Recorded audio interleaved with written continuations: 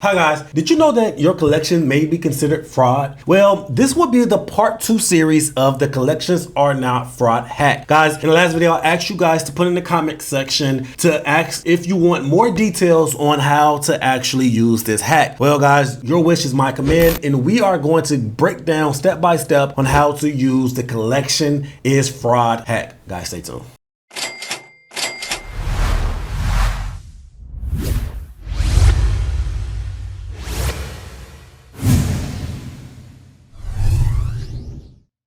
Welcome back to the channel, guys. If you're new to the channel, I'm Credit Coach Q, and I create the first cloud-based software that allows you to put your credit repair experience to your own hands. If you're new to the channel, I'm super excited because I have a banger. Today's video, we're going to do a part 2 series on the collections are now fraud hack, and we're going to break down everything step by step. But before we get into the video, guys, please like, subscribe to the channel. It allows YouTube to push this content to a wider audience and allows us to leave the lights on. Guys, please like, subscribe to the channel. If you have anything derogatory in your credit report, I mean anything negative, charge-offs, late payments, bankruptcies, medical bills, guys, you name it, please go over to creditapprove.com. It's the website and the software that I was telling you about that allows you to put the full experience to your own hands. Guys, people are removing thousands of dollars worth of debt by themselves. They are no longer using credit repair companies. They are putting this information and this experience into their own hands and appreciating on a deeper level. Guys, please go to creditapprove.com, check out the software and start removing these items, guys, if you have anything derogatory on your credit report. Now let's dive straight into the meat and potatoes of this video. Welcome back to the channel, guys. I'm super excited about this video because we're going to break down step by step on how to use fraud as a method to remove every collection or charge off from your credit report. But before we get into the video, guys, I'm Credit Coach Q, and this is my lovely co-host, Miss Tina Talks Credit. Welcome back to the channel, Miss Tina Talks Credit. On this episode of Credit Talk, you guys requested in the comment section for us to break down how to use this method step by step. In today's video, we're going to do just that. Okay, so let's dive straight in. First, I want to share my screen and give you guys the understanding on how this is going to work step by step. And then I'm going to hand it over to my co-host, Miss Tina Talk Credit, the GWOAT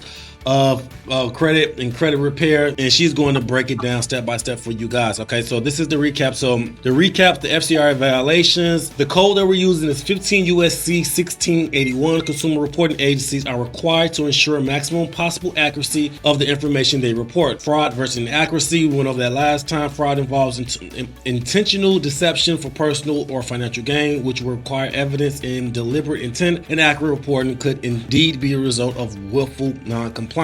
So to give you guys a breakdown on willful non-compliance and a quick recap, willful non-compliance is when they are willfully not complying to the FCR regulations. The FCR regulations require that everything in your credit report be 100% accurate, 100% timely, and 100% verifiable. So if they do not be compliant under those three pretenses, then that can be considered willful non-compliance, aka fraud. And using fraud in certain terminologies inside your dispute can be a determining factor whether you get 2 items removed or 16 items removed. And like I said, we're going to break it down step by step. So when willful non-compliance could constitute fraud if the credit bureau knowingly provides false information or actively avoid correcting inaccuracies for financial or malicious purposes. This could be aligned with fraudulent behavior. So like I said, guys, if you found out that something in your credit report is 100% inaccurate, it's not yours, or it's wrong date, wrong number, or something like that, it's not accurate, you pinpointed, highlighted, screenshotted, sent it to the credit bureaus along with a dispute letter,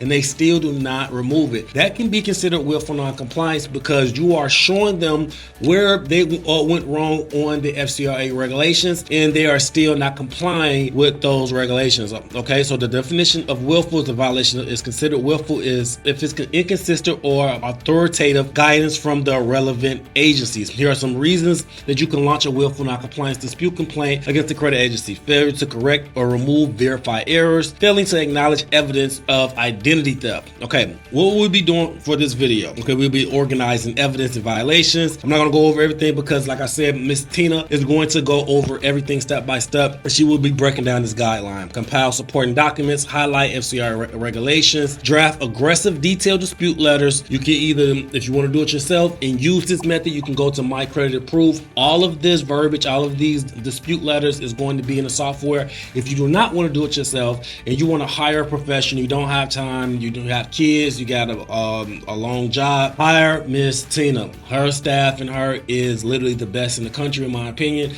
and they will knock this out for you. Okay, state the facts clearly, cite applicable laws, and demand the resolution. Include a deadline, attach supporting documents. Step 3 is to send the disputes to all involved parties. Step 4, escalate the Consumer Financial Protection Bureau. And step 5 is potentially pursue legal action. Okay, guys, so that is a rough draft of what we're going to be talking about today. And now I'm going to hand it over to my co-host, Miss Tina Talks Credit. Go ahead, Miss Tina. Okay, guys, so what I'm going to do today is basically show you some proof of how this works for us. So I'm going to be showing you the before credit reports and the after credit reports. But not only that, I'm going to dig in a little deeper than I usually go on Credit Talks and just show you how I pick out the inaccuracies and discrepancies so that I can claim willful non-compliance.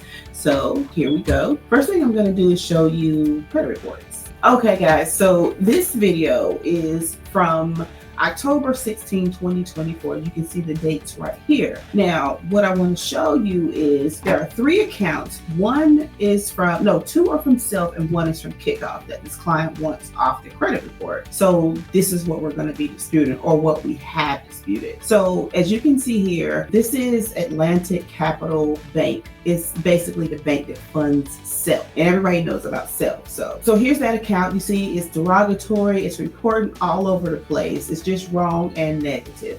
And then you have the Kickoff account here. You see all the late payments that are listed. You see that it's a charge off collection, derogatory. So we're going to be disputing 3 accounts today. Well, should I say we've already disputed these 3 accounts. So we're going to dispute Atlantic Capital Bank, which funds Self lender or Self. So there's 2 Self accounts and then there's a Kickoff account that we're disputing. So this is the October's report. As you can see, here's the date here, October report 2024. So I'm showing you guys a credit report from October 16, 2024. As you can see, here are the dates. Now, when this client came to us, they had 3 charge-off accounts that they wanted us to dispute. 2 of them are with Atlantic Capital Bank, which is self-lender funds. Well, they fund self-lender. So you're going to see these 2 accounts and also Kickoff accounts. So here is the first Self account. As you can see, the account numbers are kind of all over the place. They're not correctly reporting or accurately reporting the same across the board with all 3 bureaus. And I'm not going to get right into each field yet, but you can just see that it's negative. It's derogatory. It's included in a BK. It's just bad. And then same with Kickoff. You see all the late payments there. You see that it's a charged off account. And let's go find the other Self account. Here that is. Same thing with that. Okay, so next thing I want to show you guys, here is just a simple screenshot of a presentation that I put together to kind of show you how I'm even coming up with willful non-compliance and give you some dispute reasons that you can do for yourself. So this is just a screenshot of the credit report that I just showed you. So this is the account as is, October 16, 2024. Like you can see here, this is the other account. And so this is the same Kickoff account that I've marked. So what you're going to see here is Metro 2 coding and Fair Credit Reporting Act laws, just so I can point out some discrepancies. And also with this, now I've been known to just print this out as well and send this in to the credit bureaus along with my dispute letter and some supporting documentation. So basically on this, I'm just pointing out every single discrepancy that I found. But if you choose to do it this route, don't use a smart credit report, go straight to TransUnion for Equifax, or use like the annual credit reports so that you can do it individually and make sure it's on their letterhead and make sure that you're not showing them what the other credit bureaus are reporting on you. So anyways, here are the discrepancies, and this is going to help you guys out so much when you're trying to figure out how can you get them for willful non-compliance and what you can put on your dispute letters. So BS7 is the account number verification required to confirm accuracy. So this is exactly what you're going to put in your letter. You're going to be disputing BS7, and you don't put the account number there because you don't need to tell them that, but it's your choice. So you're going to put verification required to confirm accuracy. So you're asking them to verify the account number. Now over here is some Fair Credit Reporting Act law. So this is FCRA 1681EB. Verification ensures accuracy in the account identification. Now, as I say on all of my videos when I'm doing the teaching like this, always dispute or ask for a verification of the account number, always, because you don't know what they actually have reported in their records behind all these asterisks that they have here. So always question that. And so next you're gonna dispute, like with this particular account, BS12, which is the high balance. And here is the dispute reason for that. Now with Metro 2, you're only gonna see me dispute the required fields. So know that not all Metro 2 fields are required to be reported on a credit report. So I'm giving you straight required fields. If something is off with it, if it's just not forwarding and it's supposed to be there, or if it's inaccurate, that's a CDIA violation. So call them on it. And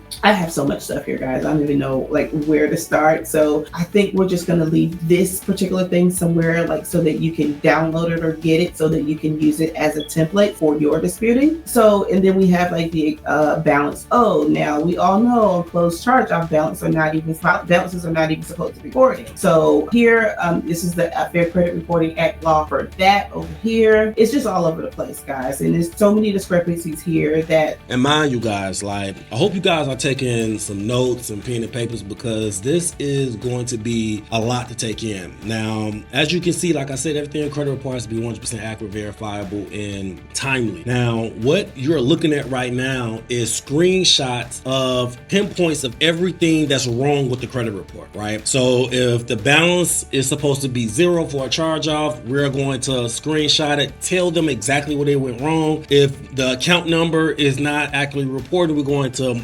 pinpoint that, screenshot it, and tell them where they went wrong. And mind you guys, if you are getting lost in the sauce or doing this video, all of this is going to be in the link in the description below. So you're going to be able to take your time and look at it step by step to see exactly how we're doing this, because these metrics and these methods are advanced to say the least, and we're trying to explain it as much as possible, but some people may need more time to understand and go over everything step by step. But basically what you're looking at is a copy of a credit report, and all of the red text is us finding inaccuracies pertaining to this particular account, and we are highlighting the inaccuracies. But like I said, if you want the system to do this for you, you can go to mycreditapprove.com, and it will basically have something similar to this, and you can use the link in the description and go step by step. You can basically copy and paste and see exactly the methods and jargon that you can use for your particular account, right, Miss Tina?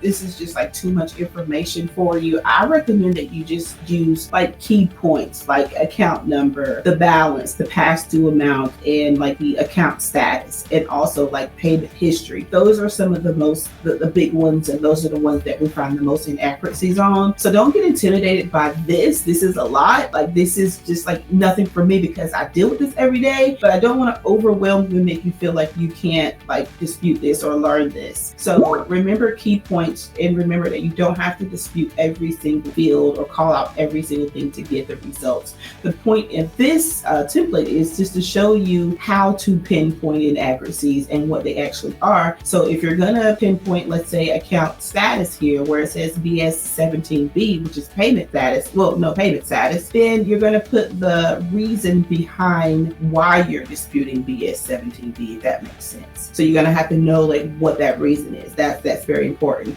And like you just said, now his software will be able to pick this out for you. So that might be a good thing for you. So here is just gonna be the other accounts. Same thing that I showed you above. This is for the self account. Make sure that you're picking out the payment history. So what I want to do to kind of speed things along here, I don't want you guys to fall asleep on me because I can be long-winded and I know it. So what I'm going to do now is just show you the after credit report. Okay, so but first I do that, I want to show you like the results. So the client actually got everything that they actually came for to get disputed deleted. Now I know that you see bankruptcy here. The client did not want bankruptcy disputed because it was still in filed standing, whatever. But we did our job, and as you can see, we got everything deleted off their credit report that they wanted us to delete. So now I'm going to show you the after credit report. This was pulled recently on 12/28/24. You can see the date. Now, scroll down a little bit. This is the first kickoff account that they had that was not disputed because it was not negative. You're not going to see any of the accounts that we have disputed. Everything is gone and cleared. And of course, because we were able to get that cleared, now the client is like, hey, we want to hire you to dispute the bankruptcy. Here's the letter. You know I can't leave without showing you a good letter. Now, this is the exact letter that we use with this client for these accounts. I'm just going to show you the kickoff accounts because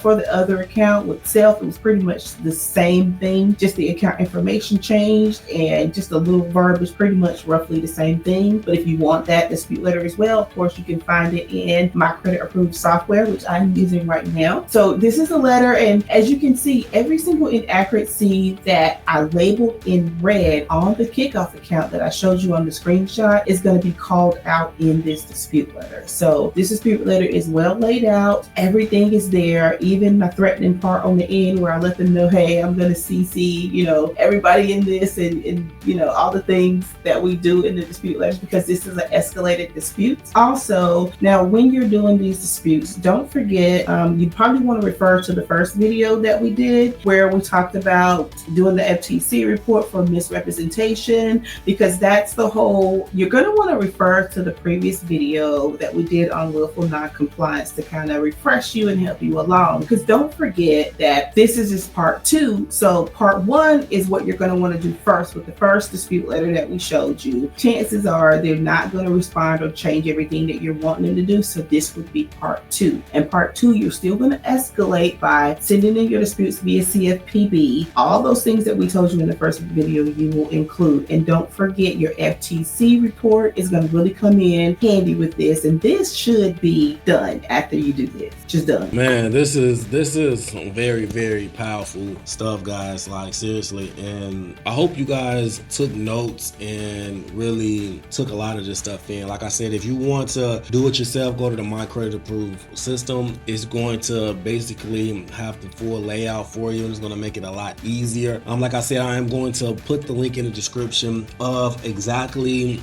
the text layout that and the PDF layout that we was sharing our screen. That is going to be in the description, so you can actually read it over yourself and go step by step in your own time, taking your own time to actually do it. Now, if you don't have time to do it, please hit up Miss Tina Talks Credit. You can go to our YouTube channel, Tina Talks Credit. It will be in the link in the description as well. And you can hire her staff, file these disputes for you, and get the results that way. Guys, like I said, if you want to do it yourself, My Credit Approve. If you want to hire a professional, go to Miss Tina Talks Credit and she will handle yourself. This has been a great episode. Now, if you want us to show you how to do the CFPB, the FTC, and file any other step-by-steps with other third-party bureaus, type in third party in the comment section and we will make another video showing you how to file the complaint step by step, which buttons to push, every step of the way, what to put in the text box, all of that in the CFPB and the FTC, because that will be the next course of action if the credit bureaus do not take this seriously. Guys, this has been a great episode 5. Did you have anything else to say, Miss Tina?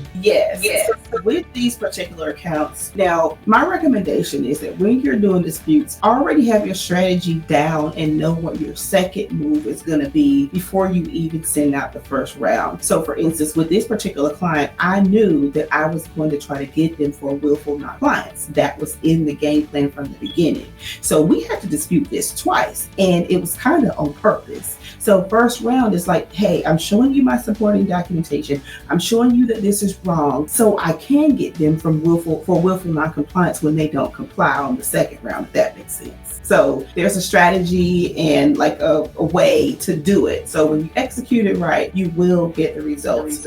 Everyone's are different and everyone's process is going to be different, but I'm not even kidding you guys. I would say at least 90% of the time when we're doing willful non-compliance, we get the deletions on the second round, not first round. Most of the time, like we may get some off on the first round, but mostly it's the second round in doing it this way. Man, they're going to call your bluff.